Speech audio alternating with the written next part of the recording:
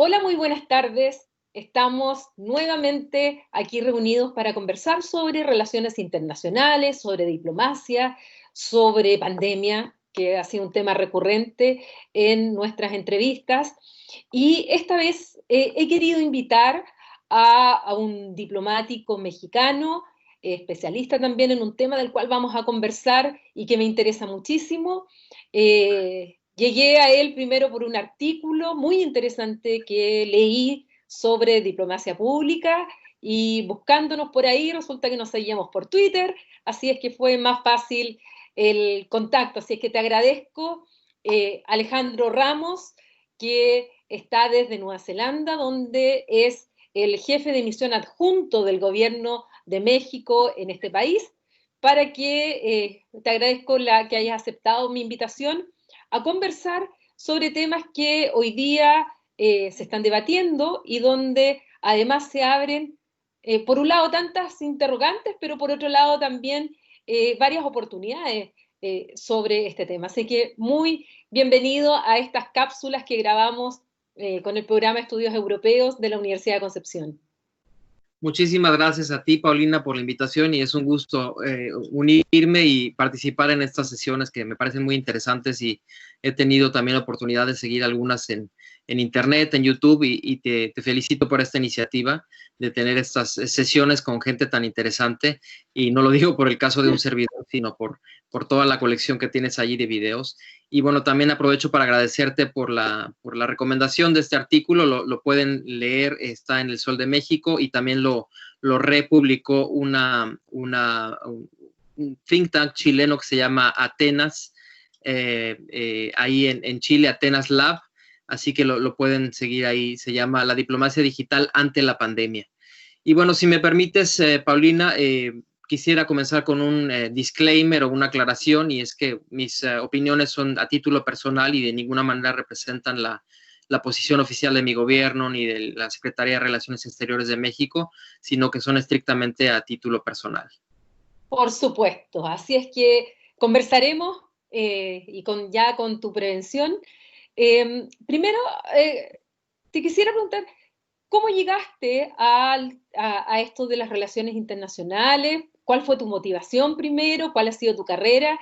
Porque como estos videos van dirigidos especialmente a personas interesadas en el tema internacional y muchos de ellos son justamente jóvenes que están iniciando recién sus carreras de pre o posgrado, y me gustaría saber un poco por qué. ¿Cuál fue tu experiencia?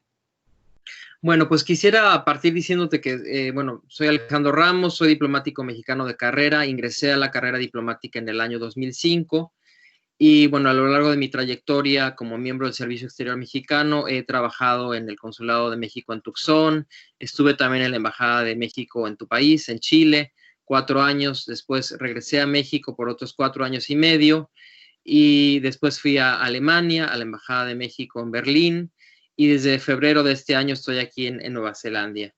Y bueno, yo estudié la carrera de Ciencias Políticas y Relaciones Internacionales en el CIDE, que es el Centro de Investigación y Docencia Económicas de México. Hice la carrera del 2000 al 2004. Y bueno, esta carrera combina tanto digamos, en su programa de estudios, tanto asignaturas de ciencia política como también de relaciones internacionales, que entiendo que ya hay una primera diferencia con el caso chileno, donde hasta donde yo recuerdo no hay como tal una licenciatura en relaciones internacionales, ¿no? En el caso de México sí la hay y lo interesante de esta carrera, como te decía, es que combinaba estas dos partes que a mí me atraían mucho. Siempre me ha llamado la atención las ciencias sociales y en particular empecé a desarrollar ese interés por lo internacional. Siempre a lo largo de la carrera las materias que más me interesaron eran las de relaciones internacionales, tanto de la parte teórica como también la parte más aplicada, ¿no? La economía política internacional, derecho internacional, es decir, todo lo que tuviera un componente internacional siempre fue lo que más me llamó la atención. Hice mi semestre de intercambio académico en el Instituto de Estudios Políticos en Francia. Y bueno, nada más como un dato importante, me parece que, bueno, mi generación no fue la del muro de Berlín, pero sí fue la de las Torres Gemelas, ¿no? La del ataque a las Torres Gemelas. Yo recuerdo estando en tercer semestre de la carrera, como una mañana del 11 de septiembre llegamos y estaban dando por la televisión el ataque que acababa de ocurrir en las Torres Gemelas. Entonces yo creo que este fenómeno sin duda me despertó un interés muy, muy importante. Yo hice mi tesis de licenciatura en la intervención de Estados Unidos en Irak de 2003. Y como te digo, siempre fui desarrollando ese interés por las relaciones internacionales y por la política exterior más adelante, ¿no? Ya cuando se abrió el examen de ingreso a la Academia Diplomática en el año 2005, pues afortunadamente fui uno de los aspirantes que lograron pasar todas las etapas, porque son varias etapas para lograr ingresar a la carrera diplomática, lo mismo que en Chile. Y bueno, toda esta formación internacionalista definitivamente me ayudó muchísimo, ¿no? Y bueno, ya como te dije, he estado en estas adscripciones, en estas representaciones diplomáticas y consulares de México. Tengo este enorme privilegio de haber representado a mi país en regiones tan diversas como América del Norte, América del Sur, Europa y ahora Oceanía, y también de combinar la parte consular, la experiencia consular, como lo fue en el Consulado de México en Tucson, Arizona, que es un consulado de frontera, con toda la problemática y toda la formación que eso conlleva, y después 3 formaciones o 3 experiencias bilaterales también, ¿no? En Chile, en Alemania y ahora en Nueva Zelanda. Y todas ellas te puedo decir que son experiencias tremendamente formativas en los planos tanto personal como profesional.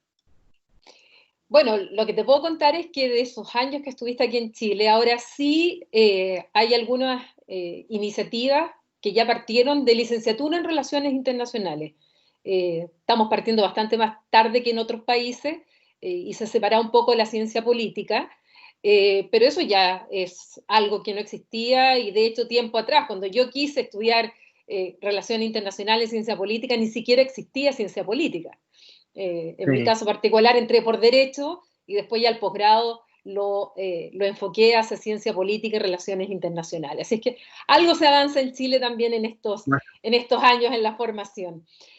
Y en estos años que tú me cuentas con toda tu experiencia y lo que estamos viviendo ahora, ¿qué cambios has visto este último tiempo, digamos, porque ha sido bastante vertiginoso, en las relaciones internacionales y que afecta directamente justamente a la diplomacia?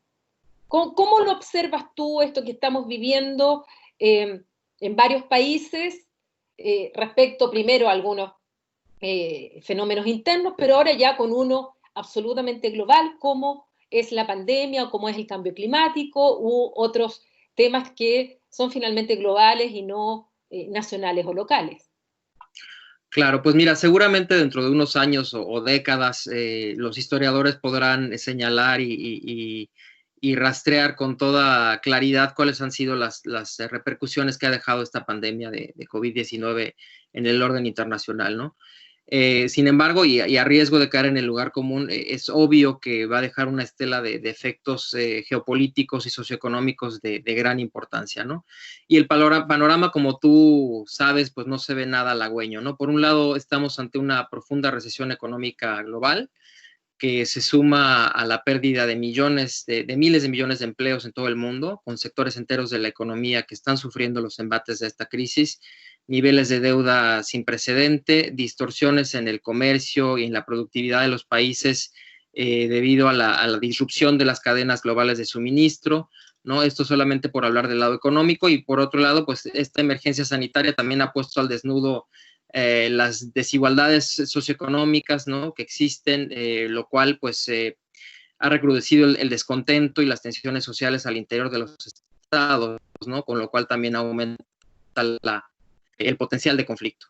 Y en el ámbito internacional lo que estamos viendo es que esta crisis acentúa una tendencia que ya estamos viendo desde hace por lo menos una década, cuando como consecuencia de esta crisis económica y de gobernanza que fue la crisis de 2008, se empezó a delinear con mayor nitidez este desafío de muy grandes proporciones al modelo neoliberal, ¿no?, que fue de la mano de la erosión de las principales instituciones y organizaciones del sistema multilateral basado en reglas que digamos, la comunidad internacional erigió después de la Segunda Guerra Mundial, y el resurgimiento de formas autoritarias, ¿no?, de visiones que podríamos calificar como nacionalistas, xenófobas, aislacionismo también, y todo esto en un escenario además que, como algunos autores ya están señalando, de Segunda Guerra Fría, ¿no? En ese sentido, yo creo que la pandemia que estamos viendo hoy, podemos decir que es la primera pandemia global en un sentido amplio de la palabra, ¿no? Y paradójicamente, como ya sabemos, la globalización pues es ambivalente, ¿no? Ofrece un sinfín de ventajas, de oportunidades para los países, para los actores que sean capaces de aprovechar estas ventajas, por lo que se refiere, por ejemplo, al aumento en los flujos comerciales, turísticos, de inversiones, los avances tecnológicos, etcétera. Pero también, y ahí está la ambivalencia, ¿no?, de la globalización, también con ella pues aumentan las amenazas y los riesgos transfronterizos, ¿no?, como el terrorismo, la delincuencia organizada transnacional, el narcotráfico, el tráfico de armas, y bueno, ahora también, como hemos visto, pues la propagación de los virus, ¿no? Se propagan de una manera mucho más rápida por la misma globalización. Es decir, que las ventajas y las amenazas transitan por las mismas avenidas, ¿no? Y las cuales pues son posibilitadas en gran medida por la globalización. Entonces, parafraseando lo que decía Eric Hobsbawm, ¿no?, este historiador británico, el mundo en el siglo XXI sigue achicándose, aunque quizás por la pandemia se ha ralentizado un poquito el ritmo, ¿no? ¿Y cuánto durará esta fase de transición a una nueva normalidad? Pues es algo que no tenemos del todo claro, ¿no? Sin embargo, yo creo que la pandemia, si bien ha venido a exacerbar y acentuar estos desafíos, estos ya estaban ahí cuando la pandemia nos impactó, ¿no? Y por lo que se refiere a los cambios en las relaciones diplomáticas, si te parece bien, a mí me gustaría, nada más para efectos de claridad en la exposición, recordar cuáles son, de conformidad con la Convención de Viena sobre Relaciones Diplomáticas, las principales funciones diplomáticas o de una misión diplomática, ¿no?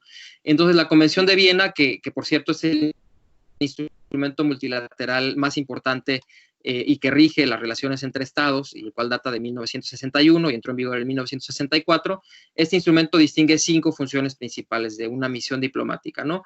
Representación de un estado en otro, la protección de los intereses del Estado y de sus nacionales en el extranjero o en el otro Estado, la negociación, entendida en un sentido amplio, para tratar de llegar a entendimientos entre dos Estados sobre materias o asuntos de interés común, la observación y la información respecto de la evolución de los acontecimientos en el Estado receptor, y finalmente la promoción, entendida como el fomento de desarrollo, perdón, el fomento de relaciones culturales, económicas, turísticas y de cooperación internacional, ¿no?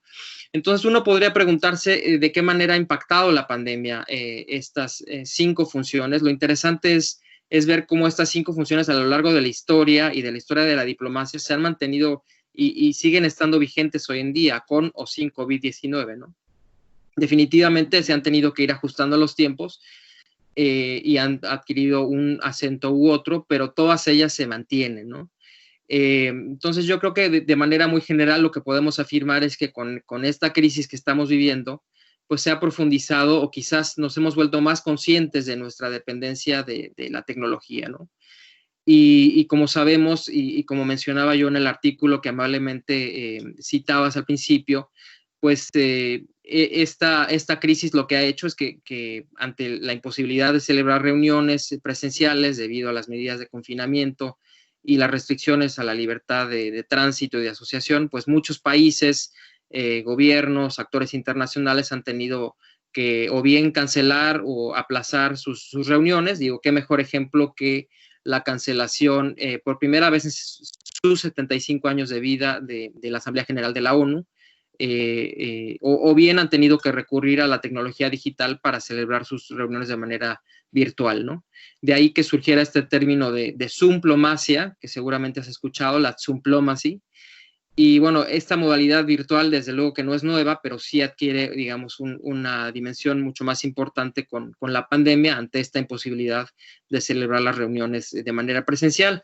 Y lo que me parece muy importante es señalar que pues estas nuevas, por decirlo nuevas, porque no son nuevas, pero digamos son más importantes hoy en día, estas tecnologías que permiten llevar a cabo estas actividades de manera virtual, no presencial, de ninguna manera van a sustituir a los encuentros persona a persona, ni a la negociación in situ que por años, por siglos ha caracterizado a la diplomacia, ¿no? Y que, como apuntábamos antes, pues es una de las 5 funciones que definen a la diplomacia, ¿no?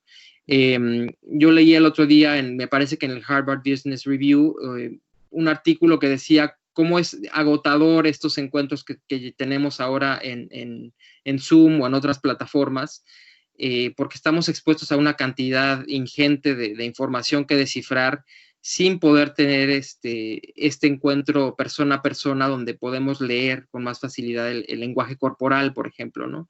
Entonces, ¿cómo sometemos a nuestro cerebro a una presión adicional con tanta información que tenemos que descifrar, ¿no?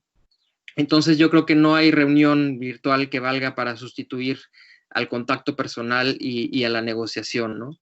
Y bueno, finalmente, ya con esto termino este comentario, me parece que también con la crisis naturalmente se alteran las prioridades en las funciones, ¿no? Como sucede ante cualquier crisis, pues de una magnitud como esta, pues las tareas de observación y de información, pero también obviamente las de asistencia y protección consular, pues adquieren un carácter de extrema urgencia, ¿no? En ese sentido, pues las cancillerías, por medio de sus embajadas y consulados, pues tuvieron que ser capaces de actualizar la información en tiempo real y ponerla a disposición del público, principalmente en las redes sociales, sobre las principales medidas que estaban tomando los países, de cierre de fronteras, de confinamiento, porque pues es una crisis que agarró a mucha gente, digamos, en otros países fuera de sus lugares habituales de residencia o sus lugares de origen. Entonces tuvieron que movilizarse muy rápidamente para actualizar esta información y que fuera información útil, que pudiera llegar a las personas, ¿no? Principalmente, como decía yo, en las plataformas digitales, ¿no? Entonces es importante ver cómo las crisis pues adquieren otra dimensión las funciones, pero volviendo al punto inicial, pues las funciones siguen siendo básicamente las mismas. Ahora, entrando ya al tema de la diplomacia pública, partamos por un concepto, porque a lo mejor las personas que nos están escuchando no saben a qué nos estamos refiriendo con diplomacia pública. ¿Cómo le podrías tú explicar a quienes nos están viendo en este video de qué estamos hablando? Bueno, pues mira, muy sencillo. A mí siempre me gusta partir también por las definiciones. Se ve que tenemos una formación de internacionalistas y de cientistas políticos, si se me permite la expresión. O sea, la diplomacia pública surge en la década de 1960. Estamos hablando de la plena Guerra Fría, y el término es acuñado por un diplomático estadounidense que se llama Edmund Gullion, que también fue el decano de la Escuela de Derecho y de Diplomacia de la Escuela de Fletcher en la Universidad de Tufts en Estados Unidos, y él decía que la diplomacia pública se ocupa de la influencia en la reacción de las audiencias sobre la formación y la ejecución de la política exterior, ¿no? Entonces, esta definición o esta vertiente de la diplomacia abarca dimensiones de las relaciones internacionales que van más allá de la diplomacia tradicional, ¿no? Más adelante ha habido otros teóricos que han profundizado y han desarrollado más el concepto. En particular, a mí me gusta también la definición de Nicholas Cole, para quien la diplomacia pública es el intento de un actor internacional de modelar o de gestionar el entorno internacional mediante el compromiso con un público extranjero. Entonces, digamos, los componentes están allí. En pocas palabras, lo que distingue a la diplomacia pública de la diplomacia tradicional es que mientras la diplomacia tradicional se dirige a gobiernos y organizaciones, es decir, sujetos convencionales del derecho internacional, la diplomacia pública tiene como objeto principal a la sociedad civil, con un objetivo de modificar o de alterar su percepción de la política exterior del Estado, digamos, que está desarrollando la diplomacia pública. Entonces ya no es solamente esas relaciones, digamos, entre los actores convencionales de derecho internacional, sino que yo, Estado A, busco influir en la audiencia de un Estado B para hacer avanzar mis intereses de política exterior, ¿no? Entonces me parece que siempre que pensemos en la diplomacia pública y en su componente digital, tenemos que percibirlo de esa manera, ¿no? A través de esa lente. También me parece útil recordar que para el mismo Nicholas Cole hay 5 campos de acción de la diplomacia pública, ¿no?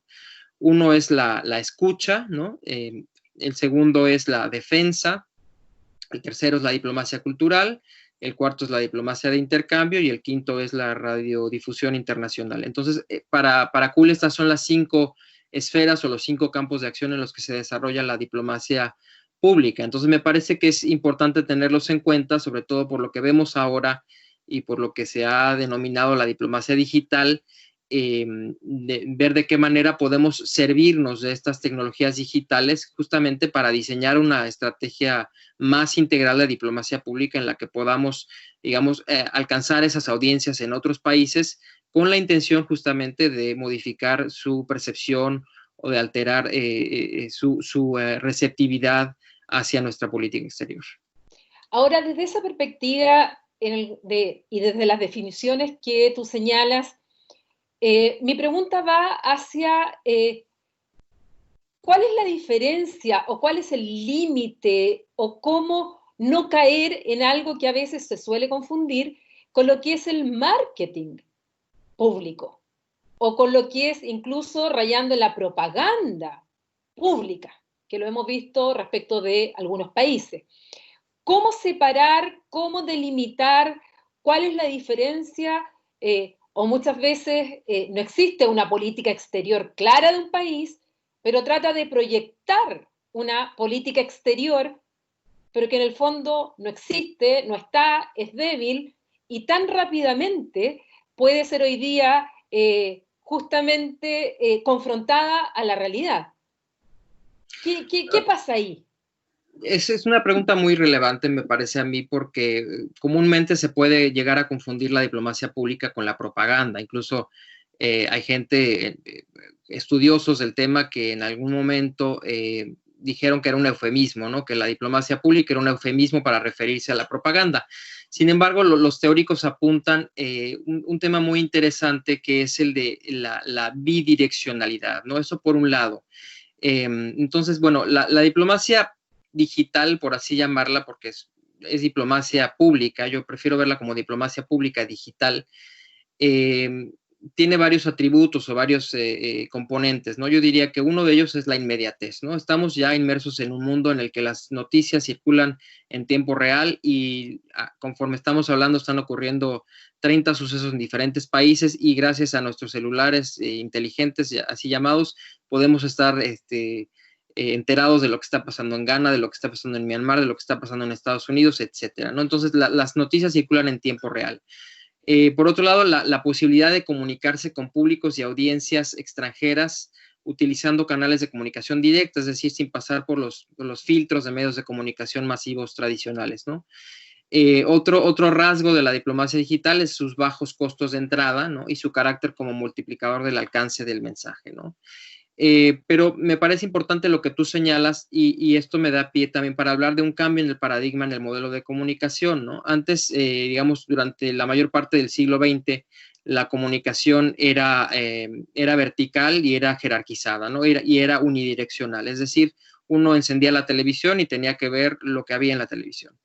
Entonces, a partir del surgimiento del Internet y de lo que se conoce como 2.0, pues ya los consumidores dejaron de ser consumidores pasivos de información, ¿no? Entonces, estas nuevas plataformas que surgieron a partir de esto del 2.0, pues son plataformas que permiten esa multidireccionalidad, ¿no? Ya no solamente voy a consumir la información que me está dando el medio de información masivo, sino que yo también puedo interactuar con esa información. Yo la puedo modificar, yo la puedo recompartir, yo la puedo alterar, yo la puedo reencuadrar, ¿no? Entonces nos hemos vuelto, como dicen los especialistas, en prosumidores. Ya no solamente somos consumidores, sino que también somos potenciales productores de información.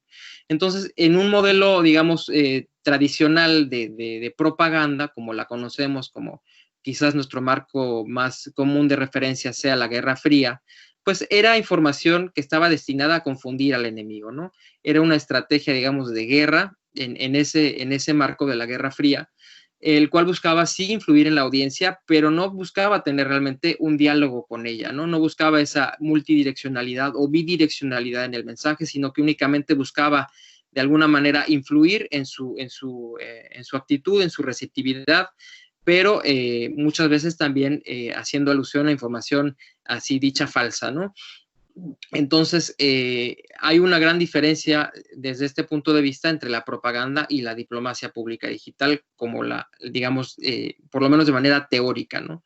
Ahora, no hay que ser ingenuos también, porque evidentemente que las plataformas digitales han hecho posible el uso de nuevas formas de propaganda en línea y de manipulación de la información a una escala que no habíamos conocido, ¿no?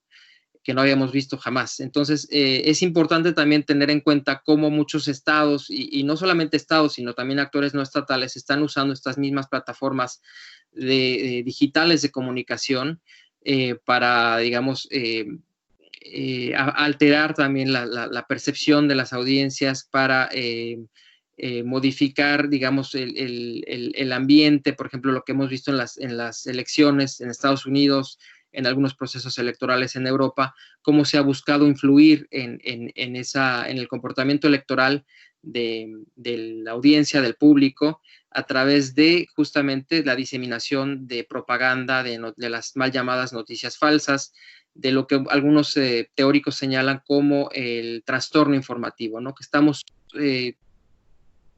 cada día más estamos viendo cómo esta información circula en las redes sociales, muchas veces información que no está verificada, y esto se debe también a que hemos perdido en gran parte del mundo la confianza en los medios tradicionales, ¿no? Que confiamos cada vez más en nuestros círculos cercanos, en la gente como yo, en la gente que piensa como yo, digamos, todo esto se suma a estas características del medio informativo que describí antes, en el que ya la información pues no únicamente viene de voces autorizadas o de los digamos, guardianes tradicionales de la información, sino que ya puede ser generada por cualquier usuario.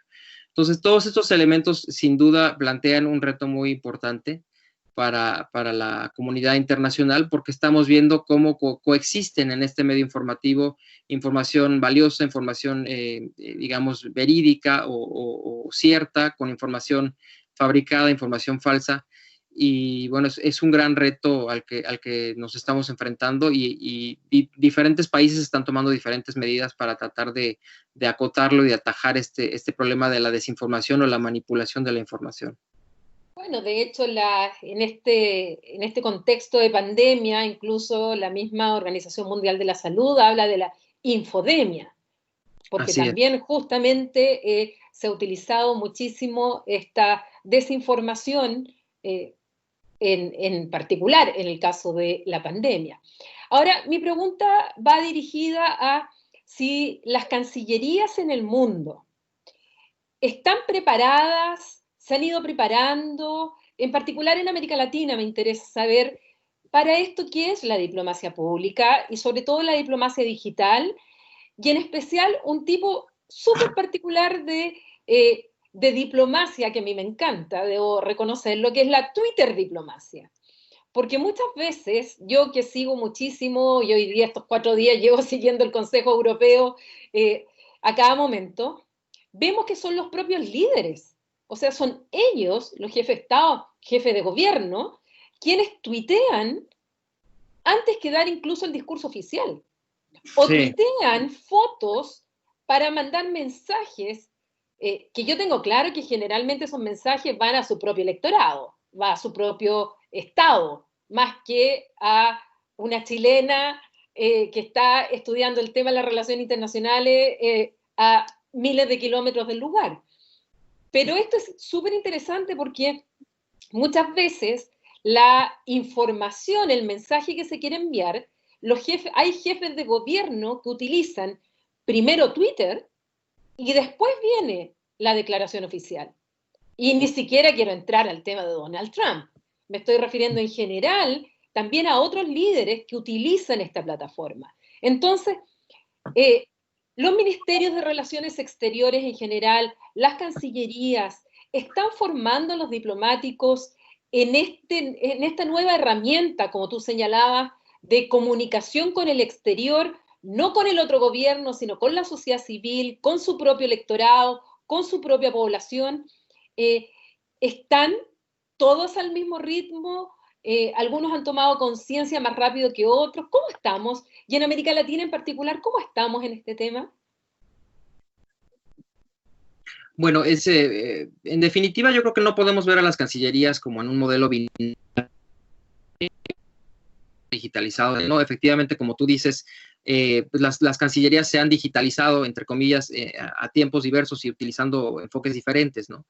Hay ya un largo camino andado y digamos, hay países que supieron leer con mayor antelación cuáles eran las ventajas y las oportunidades que ofrecía este paradigma digital, ¿no? Pero como tú sabes, también hay pues toda una burocracia que a veces es muy reticente a un cambio de mentalidad o de paradigma tan importante como ha sido la incursión en las plataformas digitales, ¿no? Digamos, una profesión que casi por su ADN, su genética es adversa a, digamos, a la innovación y al cambio, ¿no? Entonces, ha sido un cambio importante en la mentalidad de las burocracias, el incorporar estos elementos de diplomacia digital en sus estrategias de diplomacia pública, ¿no? Yo creo que, bueno, siempre se cita, los pioneros han sido, bueno, definitivamente Estados Unidos, el Reino Unido, otros países en Europa que han sabido capitalizar, digamos, todas las oportunidades que ofrece estas plataformas digitales, ¿no? Pero efectivamente lo que tú citas, pues da cuenta de este cambio en los modelos de comunicación que ya refería yo hace unos momentos, en cómo estamos utilizando crecientemente estos canales de comunicación directa con el público y que además tenemos que también ser conscientes de que se han difuminado las barreras entre audiencia doméstica o local y audiencia extranjera. Es decir, lo que hoy tuitea el presidente de Estados Unidos, lo lee al mismo tiempo una internauta que está en Minnesota que un internauta que está en China. Entonces, ya, digamos, en definitiva, hay mensajes que se tienen que entender también como dirigidos al público nacional, pero que tienen también un impacto en la comunidad internacional, porque todos podemos leer, porque son públicos, y también podemos interactuar con ellos, ¿no? Por eso es que, saliéndome un poquitito del tema, me parece preocupante esta nueva función que tiene Twitter de limitar quiénes pueden responder a un comentario, ¿no? Porque me parece que va en contra de todo el espíritu, justamente de lo que hablábamos, de esa posibilidad de interactuar con los líderes, con la gente que está, digamos, pronunciándose en estas redes, al poner, digamos, un muro ahí, tú no puedes comentar en mis comentarios. No sé si estás al tanto de esta función de Twitter que están ensayando desde hace algunas semanas y que me parece que atenta contra este espíritu, pues, de la plataforma, ¿no? Pero volviendo un poco a tu pregunta. No lo sabía. Bueno, sí, ahora Twitter, si tú te fijas en algunos tweets, te dice no puede responder porque el que emitió el tweet únicamente dijo que pueden responder las personas que él mencionó en el tweet, ¿no? Entonces, es como volver a ese 1.0, ¿no? Yo doy el mensaje, pero no permito que nadie comente, que nadie me responda. Me parece un absurdo, ¿no? Pero bueno, volviendo un poquito a tu pregunta de si están las cancillerías preparándose mejor, me parece que sí, que en general hay un esfuerzo y digamos, hay ya una convicción de la necesidad y de que no podemos darnos el lujo de estar fuera de estas plataformas y de tener una presencia digital importante, ¿no?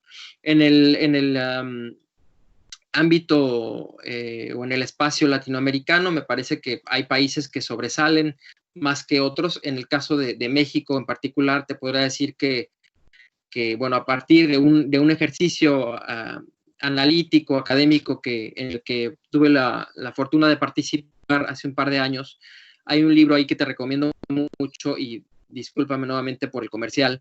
Dale, no. Hay un libro que se llama la diplomacia. Se llama La diplomacia digital en el ámbito iberoamericano. Y bueno, participan académicos o digamos diplomáticos de diferentes países de América Latina y de España.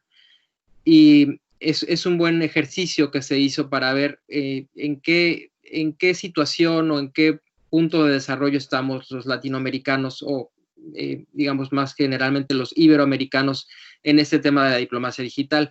Y una de las conclusiones de ese estudio, de ese libro, es que México es uno de los países mejor posicionados en cuanto a su infraestructura, en cuanto a digamos, la cantidad de cuentas que tiene, que también tiene, digamos, fue uno de los primeros países en la región que puso lineamientos claros para el uso de las redes sociales en América Latina y en Iberoamérica en general, y también que volvió obligatorio el uso de estas plataformas para los jefes de misión, para todas las misiones diplomáticas, consulares y multilaterales de México.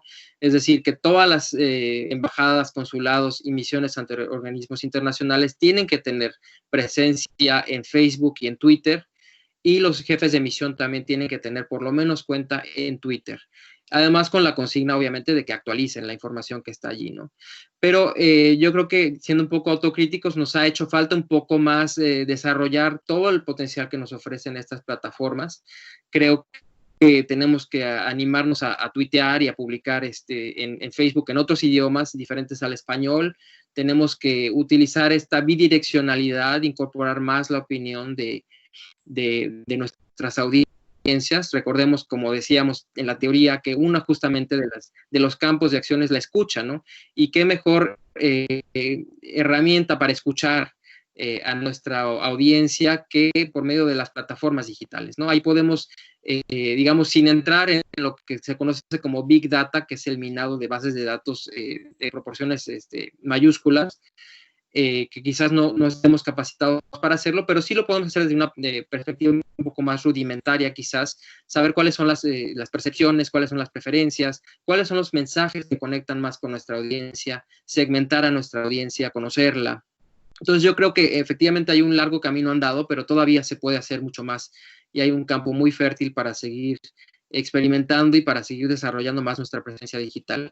Pero bueno, en conclusión, en respuesta a tu mensaje, sí, es importantísimo que las cancillerías adopten esta mentalidad o este cambio de paradigma digital y que desarrollen una presencia digital mucho más sólida, más robusta, con la finalidad de alcanzar un mayor público y justamente de que tenga un resultado concreto en que podamos nosotros avanzar más en nuestros intereses de política exterior.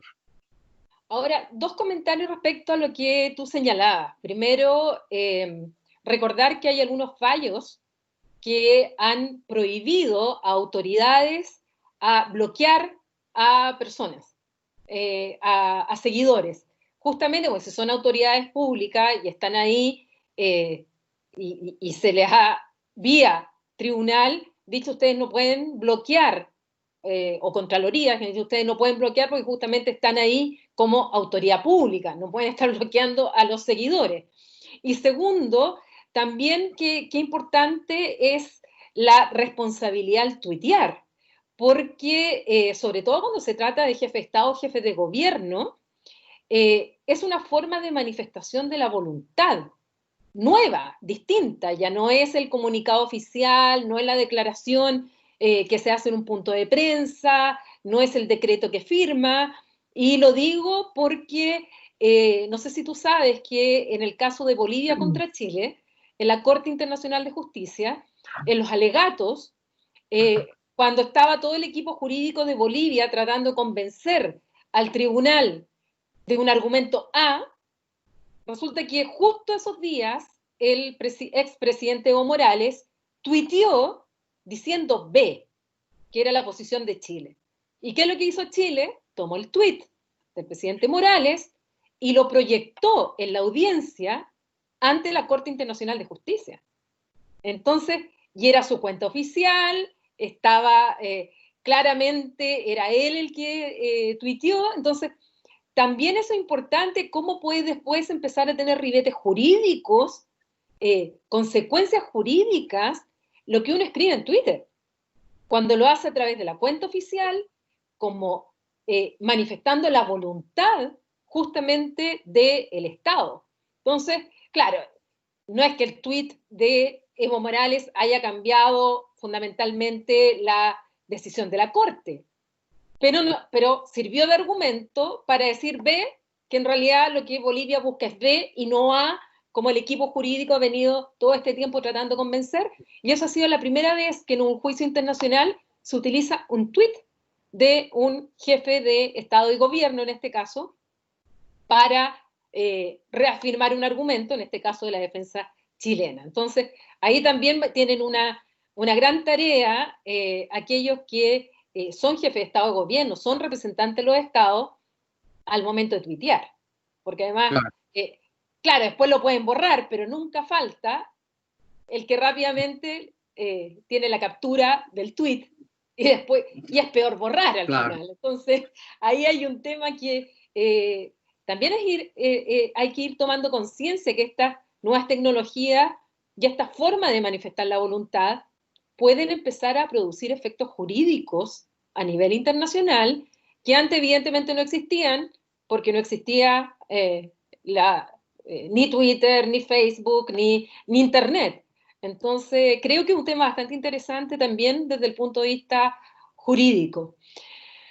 Para terminar nuestra entrevista, no puedo dejar de preguntarte, ya que estás en Nueva Zelanda, y Nueva Zelanda ha sido destacado internacionalmente por el tratamiento y la gestión de la pandemia, por parte sobre todo su primera ministra, Jacinta Ardern.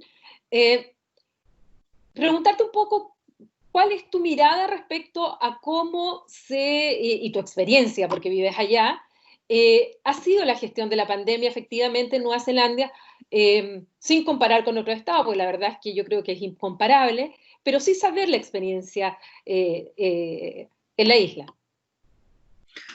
Gracias, Paulina. Pues sí, efectivamente, Nueva Zelanda ha sido un caso ejemplar en el manejo de la pandemia. Yo creo que se debe a una serie de factores que, como tú dices, pues lo hacen pues digamos, una experiencia típica, lo hacen una experiencia que quizás no es replicable en otros países. En primer lugar, por su ubicación geográfica, ¿no? Nueva Zelanda es una isla que, como tú sabes, está en medio del Océano Pacífico Sur, y donde llegar al país más cercano te toma por lo menos 4 horas y media en avión. Que sale, ¿no? Entonces, Nueva Zelanda está, digamos, aislada geográficamente del resto del mundo, lo cual pues le da una ventaja cuando se trata de poder cerrar sus fronteras de alguna manera, y que pues, en otros países como los nuestros es impensable, ¿no? Cerrar la frontera terrestre, que son fronteras obviamente mucho más porosas que una frontera, digamos, marítima, ¿no? Entonces, desde una etapa muy temprana cerró sus fronteras a la llegada de visitantes, de turistas. Entonces, de alguna manera eso la ayudó a acotar o a que el virus se quedara fuera del país, ¿no? Después, pues tiene efectivamente un liderazgo muy, muy importante. La primera ministra fue una muy buena comunicadora de la estrategia que se siguió. También hay que tomar en cuenta que la población, pues fue una población que acató, digamos, los lineamientos, las disposiciones del gobierno. Ella siempre en sus discursos se refirió al ejército de 5 millones de personas, que es la población de Nueva Zelanda, que logró derrotar al virus, ¿no? Es decir, que hubo cooperación, hubo también un comportamiento ejemplar por parte de la población, y también pues características de la seguridad social, digamos, de la economía, que permiten también a Nueva Zelanda haberse cerrado por completo por más de 4 semanas todas las actividades económicas.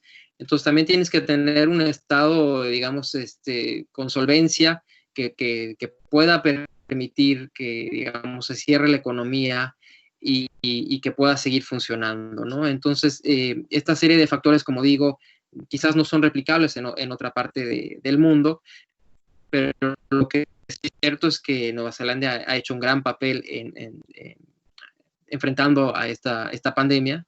Y bueno, tenemos ya más de 6 semanas en el que no hay casos nuevos de contagio comunitario en el país, ¿no? Lo cual es muy importante, y fue por ello que se pudo ya reabrir, digamos, ya hay prácticamente el regreso a la normalidad pre-COVID-19 en el país, aunque las fronteras obviamente por la misma razón siguen cerradas y lo seguirán estando previsiblemente por los siguientes meses, hasta que se descubra la vacuna, o hasta que se logre empezar a abrir con algunos países de la región, quizás una especie de corredor turístico que permita a países, digamos, que tengan experiencias similares en la contención de la pandemia, que no representen un riesgo para la salud pública en Nueva Zelanda, ¿no?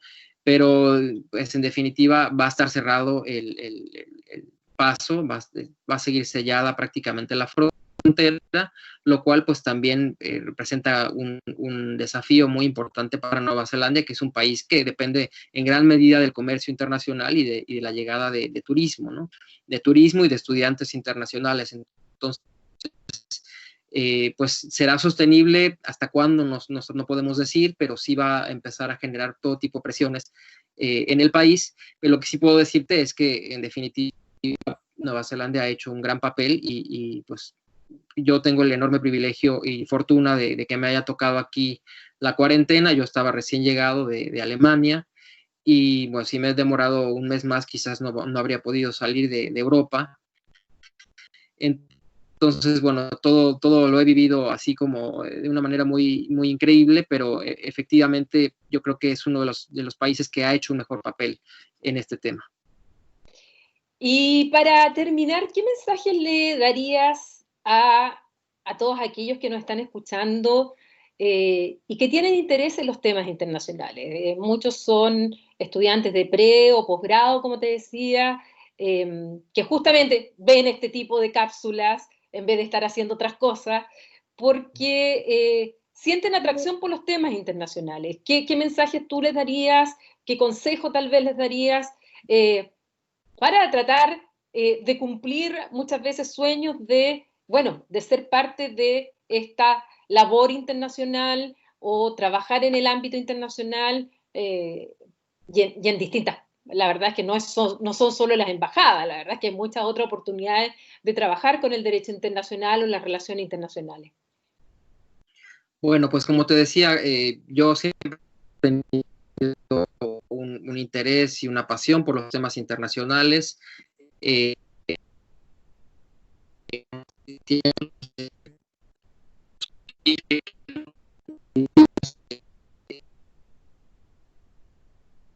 un país que era con potencia en Estados Unidos, es un país puente entre Sudamérica, Latinoamérica y Norteamérica, entre Asia y Europa. Es un país bioceánico, ¿no? Que tiene salida tanto al Océano Pacífico como al Océano Atlántico.